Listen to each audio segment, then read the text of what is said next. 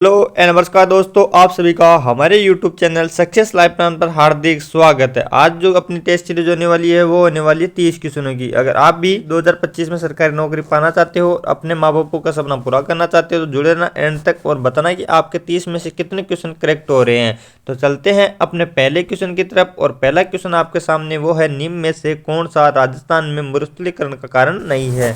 Option number 1 है अतिचारण, option number 2 है जनसंख्या दबाव, ऑप्शन नंबर 3 है वनोन्मूलन, ऑप्शन नंबर 4 है सौर्य ऊर्जा उत्पादन। तो इसका आंसर क्या हो जाएगा? तो हो जाएगा ऑप्शन नंबर 4 सौर्य ऊर्जा उत्पादन, जो राजस्थान में मरुस्थलीकरण का कारण नहीं है।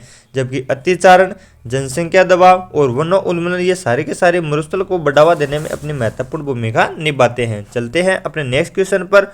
और नेक्स्ट क्वेश्चन आपके सामने कि राजस्थान की पाकिस्तान के साथ अंतर्राष्ट्रीय सीमा की कुल लंबाई कितनी है। क्या बताना आपको कि राजस्थान की पाकिस्तान के साथ अंतर्राष्ट्रीय सीमा की कुल लंबाई कितनी है। ऑप्शन नंबर 1 है 1050 किलोमीटर, ऑप्शन नंबर 2 है 1010 किलोमीटर, ऑप्शन नंबर 3 है 1020 किलोमीटर, ऑप्शन नंबर 4 है 1070 किलोमीटर। तो आप सभी को पता है कि इसकी लंबाई कितनी हो जाएगी? तो हो जाएगी 1070 किलोमीटर। और अगर आपको पूछे कि पाकिस्तान के साथ भारत राजस्थान के कितने जिले लगते हैं तो कितने लग जाएंगे? वो हो जाएंगे 5।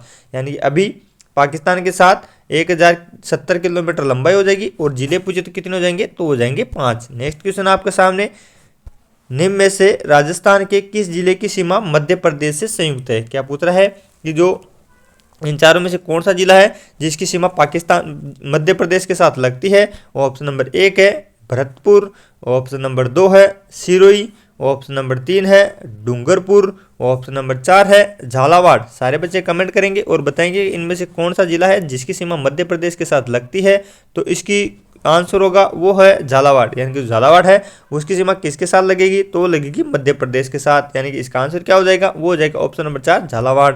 नेक्स्ट क्वेश्चन है, जुता हुआ खेत के प्रमाण निम्न में से किस पुरातत्व स्थल में मिलते हैं। यानी कि इनमें से कौन सी सभ्यता है जहां पर जुते हुए खेत के प्रमाण मिलते हैं। ऑप्शन नंबर 1 है अहाड़, ऑप्शन नंबर 2 है गणेश्वर, ऑप्शन नंबर 3 है कालीबंगा, ऑप्शन नंबर 4 है बेराड़। तो इसका जो आंसर होगा वो होगा ऑप्शन नंबर 3 कालीबंगा। यानी कि जो कालीबंगा सभ्यता है वहां से जुते हुए खेत के प्रमाण मिलते हैं। तो इसका आंसर क्या होगा? वो होगा ऑप्शन नंबर 3 कालीबंगा सभ्यता। नेक्स्ट क्वेश्चन है, निम्न में से कौन सी वस्तु आहार सभ्यता के स्थलों से संबंधित नहीं है। क्या पूछ रहा है प्रश्न कि इनमें से कौन सी वस्तु है जो आहार सभ्यता के स्थलों से संबंधित नहीं है। ऑप्शन नंबर 1 है चावल, ऑप्शन नंबर 2 है कृष्ण लोहित मर्दमान, ऑप्शन नंबर 3 है तांबे की वस्तुएं, ऑप्शन नंबर 4 है चित्रित दूसर मर्दमान। जो बच्चे लाइव जुड़े कमेंट करके इसका आंसर देंगे तो इसका जो आंसर हो जाएगा वो हो जाएगा ऑप्शन नंबर 4 चित्रित दूसर मर्दमान। यानी कि ये इसके अवशेष नहीं है। जबकि चावल, कृष्ण लोहित मर्दमान और तांबे की वस्तु ये सारी की सारी आहार सभ्यता में हमें देखने को मिल जाएगी। अगला क्वेश्चन है, प्रतिहार वंश के प्रश्न क्या है कि प्रतिहार वंश की मंडोर शाखा के किस शासक ने अपनी राजधानी मंडोर से मेड़ता स्थानांतरित की थी। ये क्वेश्चन इंपॉर्टेंट कर लेना, बहुत बार परीक्षा में छप चुका है कि इनमें से कौन सा प्रतिहार शासक है जिसने अपनी जो राजधानी है वो मंडोर से मेड़ता स्थानांतरित कर दी थी। ऑप्शन नंबर 1 है कुक्कुक ने, ऑप्शन नंबर 2 है रज्जिल ने, ऑप्शन नंबर 3 है नागभट प्रथम ने, ऑप्शन नंबर 4 है बाउक ने। तो मैं आपको बता देता हूं कि इसका जो आंसर होगा वो होगा ऑप्शन नंबर 3। यानी कि जो नागभट प्रथम है उन्होंने अपनी राजधानी मंडोर से मेड़ता स्थानांतरित कर दी है। आपको ध्यान रखना है आंसर क्या हो जाएगा? तो हो जाएगा ऑप्शन नंबर 3। नेक्स्ट क्वेश्चन है, ललित विग्रहराज का रचयिता सोमदेव किस चौहान शासक के दरबार में था। 2 क्वेश्चन निकल कर आ रहे हैं यहाँ से कि एक तो ललित विग्रहराज के रचयिता कौन हो जाएंगे? तो हो जाएंगे सोमदेव। अब आपको बताना है कि सोमदेव किसके शासनकाल में रहते थे। ऑप्शन नंबर 1 है विग्रहराज चतुर्थ बिसलदेव, ऑप्शन नंबर 2 है पृथ्वीराज प्रथम, ऑप्शन नंबर 3 है सोमेश्वर, ऑप्शन नंबर 4 है अर्णोराज। तो इसका आंसर क्या होगा? तो होगा ऑप्शन नंबर 1 विग्रहराज चतुर्थ के, जिन्हें बिसलदेव भी कहा जाता था। उनके यहाँ पर सोमदेव रहते थे और उन्होंने किसकी रचना की थी? तो उन्होंने ललित विग्रहराज की रचना की थी। नेक्स्ट क्वेश्चन आ जाएगा, 1300 ईस्वी में रणथंबोर पर आक्रमण के दौरान अलाउद्दीन खिलजी का कौन सा सेना नायक मारा गया था। क्या पूछ रहा है कि 1300 ईस्वी में जब रणथंबोर पर अलाउद्दीन खिलजी ने आक्रमण किया था तब उसका कौन सा सेना नायक मारा गया था। ऑप्शन नंबर 1 है उलुग खान, ऑप्शन नंबर 2 है नुसरत खान, ऑप्शन नंबर 3 है जफर खान, ऑप्शन नंबर 4 है आइनुल मुल्क मुल्तानी। तो आप सभी को ध्यान होगा कि इसका जो आंसर होगा वो होगा ऑप्शन नंबर 2 नुसरत खान। यानी कि जब अलाउद्दीन खिलजी ने रणथंभौर पर आक्रमण किया था तो उस समय उनका जो नुसरत खान नामक सेनानायक था वह मारा गया था। तो इसका आंसर क्या हो जाएगा, तो हो जाएगा ऑप्शन नंबर 2। अगला क्वेश्चन आता है महाराणा प्रताप ने चावंड मेवाड़ की राजधानी रही। चलो इसको छोड़ो, नेक्स्ट क्वेश्चन आपके सामने, डूंगरपुर राज्य प्रजामंडल की स्थापना कब हुई थी। क्या पूछ रहा है प्रश्न कि जो डूंगरपुर राज्य प्रजामंडल है उसकी स्थापना कब हुई थी। ऑप्शन नंबर 1 है 1943 ईस्वी में, ऑप्शन नंबर 2 है 1944 ईस्वी में, ऑप्शन नंबर 3 है 1945 ईस्वी में, ऑप्शन नंबर डी है 1946 ईस्वी में। तो मैं आपको बता देता हूं कि जो डूंगरपुर राज्य प्रजामंडल है उसकी स्थापना 1944 ईस्वी में हुई थी। इसका आंसर क्या होगा, तो वो होगा ऑप्शन नंबर 2 1944 ईस्वी। यानी कि डूंगरपुर राज्य प्रजामंडल की स्थापना 1944 ईस्वी में हुई थी। अगला क्वेश्चन आ जाता है अपने सामने कि निम्न में से कौन महंत प्यारेलाल हत्याकांड से संबंधित नहीं था। ये क्वेश्चन भी बहुत बार पूछा जा चुका है कि इनमें से कौन महंत प्यारेलाल हत्याकांड से संबंधित नहीं था। ऑप्शन नंबर 1 है रामकरण, ऑप्शन नंबर 2 है मोहनलाल जालोरी, ऑप्शन नंबर 3 है Thakur Kesari Singh Barhat, option number D है सोमदत्त लहरी। तो महंत प्यारेलाल हत्याकांड से संबंधित कौन नहीं होंगे, तो होंगे मोहनलाल जालोरी, जबकि रामकरण, ठाकुर केसरी सिंह बारट और सोमदत्त ये सारे के सारे इससे संबंधित थे, परंतु जो मोहनलाल जालोरी है वह इससे संबंधित नहीं होंगे। आपको ध्यान रखना है कि इसका आंसर क्या हो जाएगा, तो हो जाएगा मोहनलाल जालोरी जो इस हत्याकांड से संबंधित नहीं थे। नेक्स्ट क्वेश्चन आ जाता है मत्स्य संघ के अंतर्गत निम्न में से कौन सी देशी राज्य सम्मिलित किए गए थे। यानी कि जो मत्स्य जनपद है उसमें कौन कौन से देशी राज्य सम्मिलित किए गए थे। ऑप्शन नंबर 1 आता है डूंगरपुर, बांसवाड़ा और प्रतापगढ़, ऑप्शन नंबर 2 आता है अलवर, जयपुर, धौलपुर और करौली, ऑप्शन नंबर 3 आता है कोटा, बूंदी और झालावाड़, ऑप्शन नंबर 4 है जयपुर, जोधपुर, बीकानेर और जैसलमेर। तो कौन कौन से मत्स्य संघ में शामिल किए गए थे, तो वो थे अलवर, भरतपुर, धौलपुर और करौली। यानी कि इसका आंसर क्या हो जाएगा, तो वो जाएगा ऑप्शन नंबर 2 अलवर, भरतपुर, धौलपुर और करौली। नेक्स्ट क्वेश्चन आ जाता है सन 1947 ईस्वी में बीरबाला कालीबाई किस घटना में शहीद हो गई थी। यानी कि जो कालीबाई है वह किस घटना में शहीद हो गई थी। ऑप्शन नंबर 1 है पूनवाड़ा कांड में, ऑप्शन नंबर 2 है काबजा कांड में, ऑप्शन नंबर 3 है रास्तापाल कांड में, ऑप्शन नंबर 4 है डाबरा कांड में। यानी कि जो कालीबाई है वह किस घटना में शहीद हुई थी, तो हुई थी रास्तापाल हत्याकांड में। यानी कि इसका जो आंसर होगा वो होगा ऑप्शन नंबर 3 रास्तापाल कांड। याद करना इस क्वेश्चन को, इंपॉर्टेंट भी कर लेना इस क्वेश्चन को। अगला क्वेश्चन आ जाता है गरीबदास जी, संतदास जी, जगन्नाथ जी, माधोदास जी आदि संतों का संबंध किस संप्रदाय से माना जाता है। ये क्वेश्चन भी बहुत बार आ चुका है कि गरीबदास जी, संतदास जी, जगन्नाथ जी और माधोदास जी का संबंध किस संप्रदाय से माना जाता है। ऑप्शन नंबर 1 है दादूपंथ से, ऑप्शन नंबर 2 है लालदासी संप्रदाय से, ऑप्शन नंबर 3 है राम स्नेही संप्रदाय से, ऑप्शन नंबर 4 है जसनाती संप्रदाय से। तो इनका संबंध किससे माना जाता है, तो माना जाता है दादूपंथ से। यानी कि आंसर क्या होगा इसका, तो होगा ऑप्शन नंबर 1 दादूपंथ, जिसमें गरीबदास जी, संतदास जी, जगन्नाथ जी और माधोदास जी का संबंध किससे हो जाएगा, तो हो जाएगा दादूपंथ से। अगला क्वेश्चन आ जाता है शिला देवी का मंदिर निम्नलिखित में से किस किले में अवस्थित है। मैं आपको बता देता हूं कि शिला देवी का मंदिर कहां पर हो जाएगा, तो जयपुर में है। अब आपको किला बताना है कि इनमें से कौन सा किला हो जाएगा।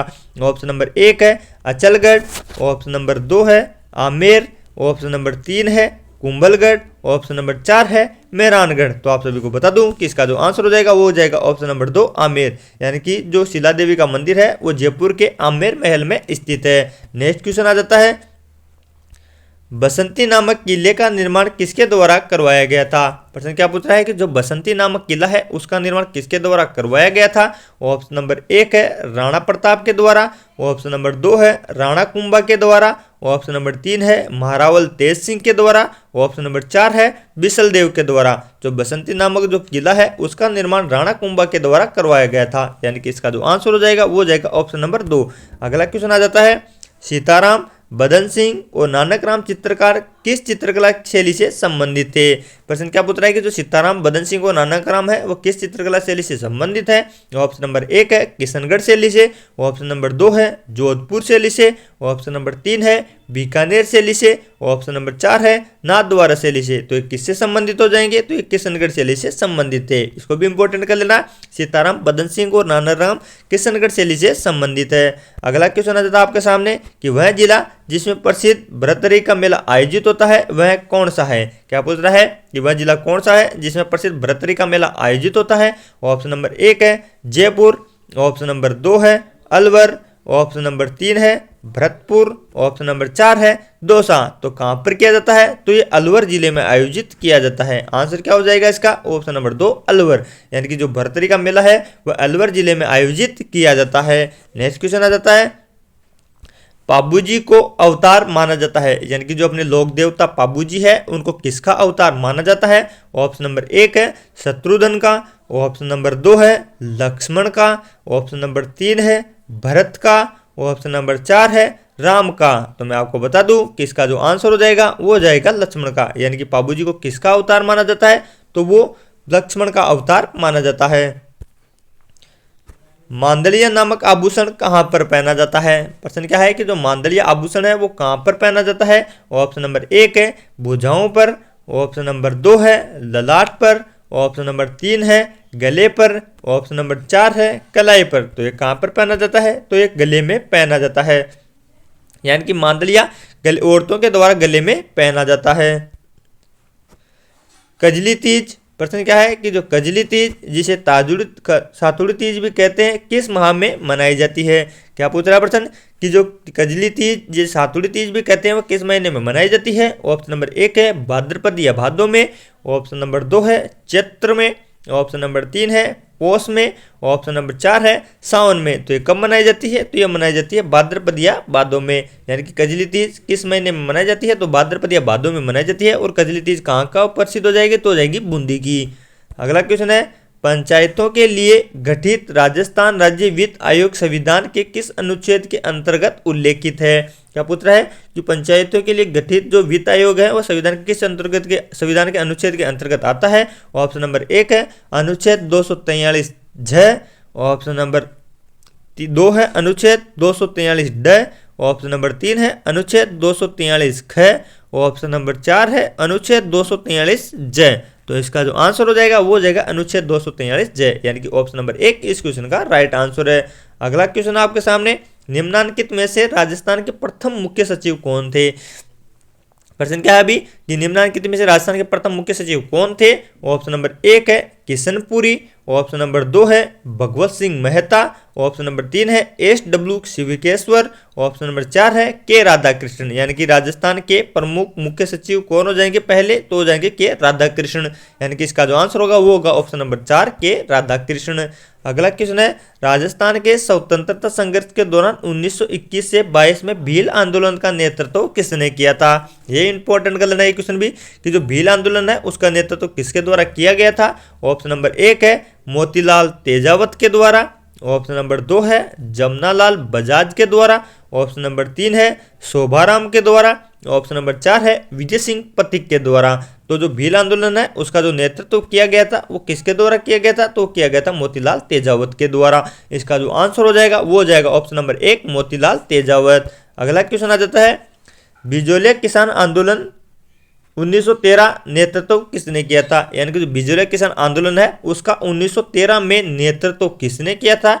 ऑप्शन नंबर 1 है साधु सीताराम दास ने, ऑप्शन नंबर 2 है भोगीलाल पांड्या ने, ऑप्शन नंबर 3 है हीरालाल शास्त्री ने, ऑप्शन नंबर 4 है जय नारायण व्यास ने। तो बिजोलिया किसान आंदोलन का 1913 में नेतृत्व किसने किया था, तो किया था साधु सीताराम दास ने, यानी कि ऑप्शन नंबर 1 इस क्वेश्चन का राइट आंसर हो जाएगा। अगला क्वेश्चन आपके सामने कुमारकाल प्रबंध में उल्लेख है कि चित्तौड़ के किले का निर्माण एक मौर्य राजा ने करवाया था, उस राजा का नाम आपको बता देना है। प्रश्न क्या पूछ रहा है कि जो चित्तौड़ का किला है उसका निर्माण किसके द्वारा करवाया गया था। ऑप्शन नंबर 1 है चित्रांगद के द्वारा, ऑप्शन नंबर 2 है चित्रांग के द्वारा, ऑप्शन नंबर 3 है चित्रगुप्त के द्वारा, ऑप्शन नंबर 4 है दशरथ के द्वारा। ये जो क्वेश्चन पूछा गया था वो सेकंड ग्रेड में पूछा गया था, परंतु किताबों में हमें चित्रांग भी देखने को मिलेगा और चित्रांगद भी देखने को मिलेगा। ये प्रश्न पूछा गया है सेकंड ग्रेड एग्जाम में, यानी कि जो सेकंड ग्रेड का एग्जाम होता है उसमें ये प्रश्न पूछा गया है, परंतु चित्रांगद भी आपको देखने को मिलेगा और चित्रांग भी आपको देखने को मिलेगा, यानी कि ये क्वेश्चन वहां पर डिलीट हो गया था क्योंकि दोनों ऑप्शन इसमें दे रखे थे। अगला क्वेश्चन आ जाता है आपके सामने, राजस्थान में पंचायती राज व्यवस्था कब लागू हुई थी। प्रश्न क्या है कि राजस्थान में जो पंचायती राज व्यवस्था है वो किस वर्ष में लागू हुई थी। ऑप्शन नंबर 1 है 1967 में, ऑप्शन नंबर 2 है 1959 में, ऑप्शन नंबर 3 है 1971 में, ऑप्शन नंबर 4 है 1963 में। तो मैं आपको बता दूं कि जो राजस्थान में पंचायती राज व्यवस्था है वो 1959 ईस्वी में शुरू की गई थी। अगला क्वेश्चन आ जाता है, राजस्थान का कौन सा शहर राष्ट्रीय राजधानी क्षेत्र का भाग है। क्या पूछ रहा है कि राजस्थान का कौन सा शहर है जो राष्ट्रीय राजधानी क्षेत्र का भाग है। ऑप्शन नंबर 1 है जोधपुर, ऑप्शन नंबर 2 है पिलानी, ऑप्शन नंबर 3 है करौली, ऑप्शन नंबर 4 है अलवर। तो इसका जो आंसर हो जाएगा वो हो जाएगा अलवर, जो राष्ट्रीय राजधानी का क्षेत्र का भाग हो जाएगा। अगला क्वेश्चन है, राजस्थान में ताराबाद की ओढ़नी किस वर्ग की महिलाओं में प्रचलित है। क्या पूछ रहा प्रश्न कि राजस्थान में ताराबाद की जो ओढ़नी है वो किस वर्ग की महिलाओं के द्वारा प्रचलित है। ऑप्शन नंबर 1 है आदिवासी महिलाओं के द्वारा, ऑप्शन नंबर 2 है दलित महिलाओं के द्वारा, ऑप्शन नंबर 3 है राजपूत महिलाओं के द्वारा, ऑप्शन नंबर 4 है जाट महिलाओं के द्वारा, यानी कि जो आदिवासी महिलाएं हैं उनके द्वारा ताराबाद की ओढ़नी ओढ़ी जाती है। तो इसका जो आंसर होगा वो होगा ऑप्शन नंबर 1। अगला क्वेश्चन आ जाता है आपके सामने, 2011 की जनगणना के अनुसार जनसंख्या की दृष्टि से राजस्थान का स्थान कौन सा है। प्रश्न क्या पूछ रहा है, 2011 की जो जनगणना है उसके अनुसार राजस्थान का स्थान कौन सा है। ऑप्शन नंबर 1 है 10वां, ऑप्शन नंबर 2 है 7वां, ऑप्शन नंबर 3 है 8वां, ऑप्शन नंबर डी है 5वां। तो स्थान कितना हो जाएगा, तो हो जाएगा 8वां, यानी कि जनसंख्या की दृष्टि से राजस्थान का कितना स्थान है, तो वो है 8वां। ये थी अपनी 30 क्वेश्चनों की बेहतरीन क्लास। अब आपके 30 में से कितने क्वेश्चन करेक्ट हुए हैं वो आपको कमेंट बॉक्स में बता देना है। और अगर आप राजस्थान की राज्य व्यवस्था, हिस्ट्री एंड पॉलिटिकल, ज्योग्राफी और सभी के बारे में अगर बेहतरीन अपना स्कोर करना चाहते हो और देखना चाहते हो कि इसमें कौन कौन से प्रीवियस ईयर प्रश्न पूछे गए हैं, तो जुड़ना आप हमारे साथ 1:30 बजे। उसमें हम कराएंगे राजस्थान की राज्य व्यवस्था, ज्योग्राफी, आर्ट एवं कल्चर और राज्य व्यवस्था, यानी कि इनके बारे में जो भी प्रश्न पूछे गए वो हमको आपको 1:30 बजे कराते हैं। तो मिलते हैं 1:30 बजे, तब तक के लिए जय हिंद जय भारत।